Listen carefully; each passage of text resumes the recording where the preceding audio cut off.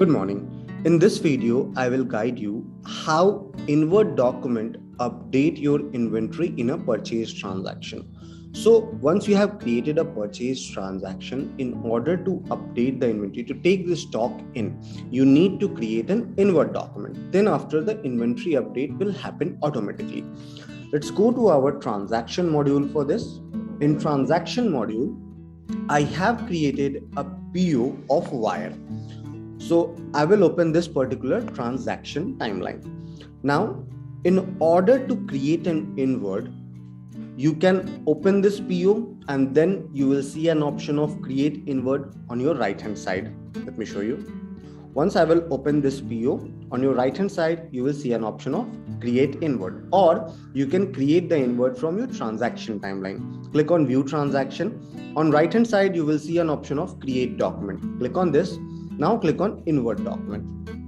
So this particular format is of our invert. The document number format is fetched from my settings module as it is on auto right now. You can customize it according to your requirement, or you can make it manual from your settings module or from here as well. Now document date is system defined. Delivery date, you can go ahead and change. The PO number and PO date will come from PO. Invoice date, invoice number, delivery challan, we do have provided these fields to create. A store, you can select that in which store it will go. So it will go in main stock store. The store 2 was selected because it is selected as a default store in my settings module. So I have changed this store from here. Now going below, this is the gray wire, and for this 100 of quantity I am receiving. I can manually change the quantity as well. In case I have received less item or excess item, I can put any comment. Attachment comment feature is here. Now I will click on save and send. Once save and send is being done, then this invert is created. I will click on view transaction. Going below, please check. It will display you that we have sent an approval request to store for adding the item in inventory, and it is auto approved because currently my invert approval is on auto. Let's go to our inventory module to see the changes.